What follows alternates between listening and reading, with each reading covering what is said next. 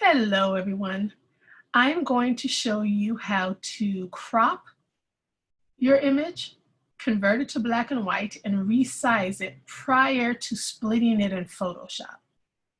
So I have my image here open, and my navigation bar at the top confirms that my basic photo editing software is Preview.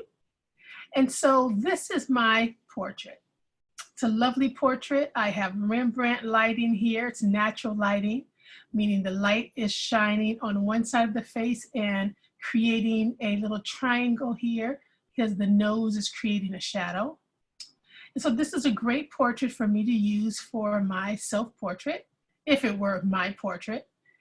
But there's a lot of information here that we don't need. So we're going to crop it.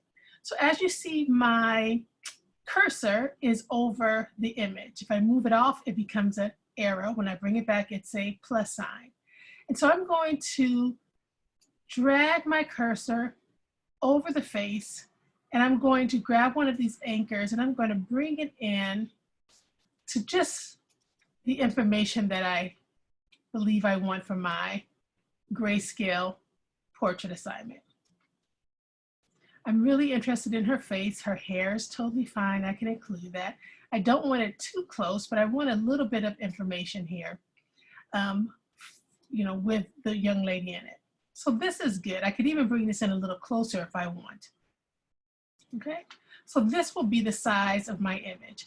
The rectangle around her face is activated. We see it rotating. And so I go to Tools and I crop. And this is my new image. I want my image black and white, so I go to Tools, Adjust Color. And I'm going to go to Saturation here, and I activate this little slider, and I drag it to the left, and you can see it converts the image to black and white. Looks good to me. I can play around with it a little bit more if I want. I can go to Exposure here. You see if I go to the right, it brightens the exposure. If I bring it down, it darkens it a little bit. That might be too much. And I can go to Contrast, and I can play with contrast if I want. But I think I'm really fine where it is. I've left the contrast over a little to the right, but you don't have to do that. And I've just converted it to black and white. I've cropped it. And now I need to confirm the size prior to slicing it. So I go to Tools, Adjust Size, and my image is, this is a very small image, 2.2 inches high by 1 and 3/4 of an inch. So I'm going to change this to 19, but because this is so small, we're going to see it might be too blurry. Let's see, I'm going to close this, I'll reopen it. Oh, there we are. Okay, so this is a larger image. It doesn't look like 19 inches here because it can't fit on the screen, but it is. And we can confirm that by going to Tools, Adjust Size. And it's now 19 inches by 15.25. So this is a perfect example of something that I've talked about in class. Our illustration board is 15 inches by 20 inches. So we want to go around 19 inches to give a little bit of space on the illustration board, but it's too wide. So I'm going to adjust the width to 14, and it automatically converts the height to 17.44 inches. Okay, I'm going to close this, and I'll open it one more time to make sure everything is okay. And it is. Okay, so I now want to slice this image. So I'm going back to my image. I'm going to right click on it. It says Open With, and I'm going to choose Photoshop. You could also drag this headshot over to Photoshop if you want, but I'm just showing you an alternative. So Photoshop opens with my image already in the center. The bar is activated, and it's activated with these little corners on it and these little anchors because it's already in crop. So this is allowing me to crop it also in Photoshop if I like. But I don't want to crop it because I have the exact amount of information that I want. But I need to find the slice tool. And the slice tool is within the crop option. So I click on crop, and I go to slice tool. There's also the slice select tool, but we don't want that. We're just gonna go to slice. We choose slice. We have the little knife here. We right click and we choose divide slice. And we'll have, oh, it's already done for us because I've been working. But usually this will be not indicated yet. So I have this blue rectangle around her and I choose divide horizontally. Excuse me. And I'm going to choose 2 because I wanted to divide it in half horizontally.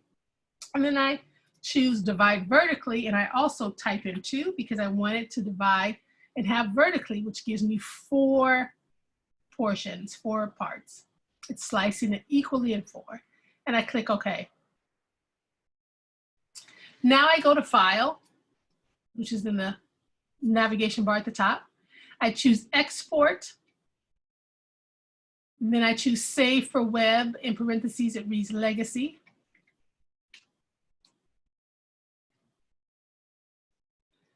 And I look here to confirm that it's saving as a JPEG. And I choose Save.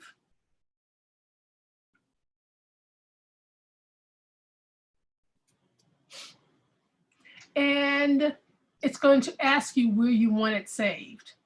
And here it's going to save in documents, and I'm going to save it to the desktop. The reason I'm going to save it, which will be here, the reason why I'm going to save it to the desktop is just it's going to be easy to find. The format will be images only. All the slices will be there. And Photoshop will automatically save a folder on your desktop called Images. I can change this name to anything I want. I'm going to choose Portrait.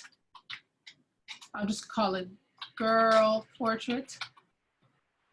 And save. So I'm back in Photoshop. I have my image here. It's already sliced. Before I delete this or close Photoshop, I'm going to minimize it so I can go to my desktop and look at here at the desktop. There's an images folder. When I click on images, the folder will open and I have my 4 parts here. I'll highlight these and we can look at them to confirm everything is okay. And it's already numbered them 1 through 4. And look at this. I have my 4 parts of this young lady's face for the portrait. This is perfect. And what you're going to do now is you're going to print these out on your home printer. There will be a white border. You're going to trim that border. You'll take a ruler and your X-Acto knife, and you will lay a ruler on the edge where the white is meeting the side of the image, and you'll trim that white border off with your X-Acto knife so you have a nice clean edge, and then you'll tape them together. But I have this beautifully sliced images, 4 images of this young lady's face. And that is how you resize an image, convert it to black and white, crop an image, and slice an image. I hope this was helpful.